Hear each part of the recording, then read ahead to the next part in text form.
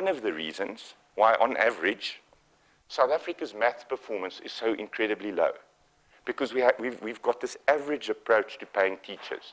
So I'm effectively saying we should be paying maths teachers a lot more, because if you want to get math skills and science skills into market, you simply can't average.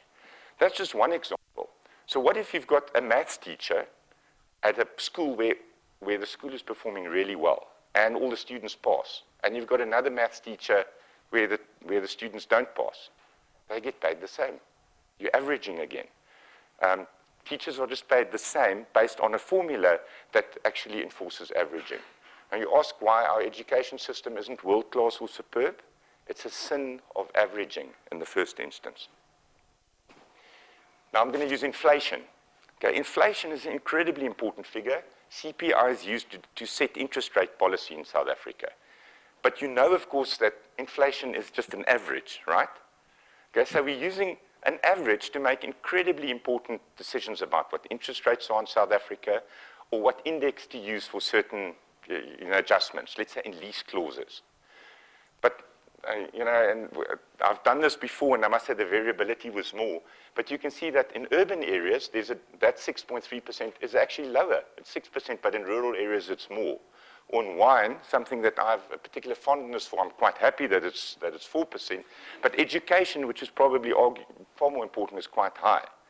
So now if I had to make a snap deduction just out of this one, it's actually that education, that inflation is lower, in this case, for wealthy people, and higher for poor people. Okay, so you could make completely different policy conclusions about protecting the poor and understanding maybe why social grants need to be higher or why minimum wages need to be higher. It certainly can't be based on the headline CPI. You need to base it on the appropriate one. Yet I've seen very few people do that. I've seen very few people in an urban area say, my lease clause CPI link is urban CPI, and my rural one is rural, or my social grants is tied to where you live in the country. Just one. Incidentally, there's another average. The social grants is one average across the country. Okay. Obviously easy to administer, but doesn't always make conceptual sense. Okay. I've got Paris Hilton here, because I think we shouldn't have Paris Hiltons in the world, and let me explain.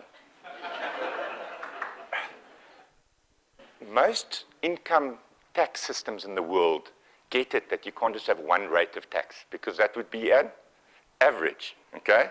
That just wouldn't make sense if you have incredibly poor people paying the same tax rate as incredibly wealthy people. So most tax systems get this. Let's differentiate, and it's known as a progressive tax system. So the higher up your income, and I've just given you the latest South African tax tables, the tax rate increases from 25 to 30 to 35 to 40, okay? So they get it.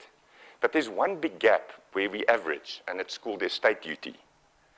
So very many wealthy people who've built up huge amounts of money die, and their kids get a huge amount of money, I think, for doing nothing, for just being in the Ovarian lottery of having struck it lucky in life. And I think that's completely unfair. What you're doing here is you're disincentivizing entrepreneurship and incentive and hard work, but you're incentivizing trust fund babies. Okay? People who just inherit without really having to. I think in societal terms that's wrong. So I've kind of got a view on this one, which partly influences this. I'd rather think that, and this is what Warren Buffett would say, is you need to look after your kids, they need to have a good education, and maybe you can help them with the first home in their car because they're privileged. But there are so many other unprivileged people in the world. If you ask me, I think this tax rate should also be progressive. Okay? When you start inheriting over 100 million, why can't that tax rate be higher? And why don't we reduce this one? Why don't you have people who are working hard and you incentivize them, and actually also even to spend or donate some of that money in their lifetime? Now, this is a very big ideological debate. In America, the way they fight this, they don't call it estate duty. The Americans are great with these sound bites. They call it the death tax. Okay, and then everybody said, now, why tax me when I die, and so on. So it's a big political thing. So the only point I'm making is actually we're completely inconsistent. We get the progressive system when it comes to income tax, but the moment estate duty, there are people who simply play a flat rate of 20, and that creates people like Paris Hilton.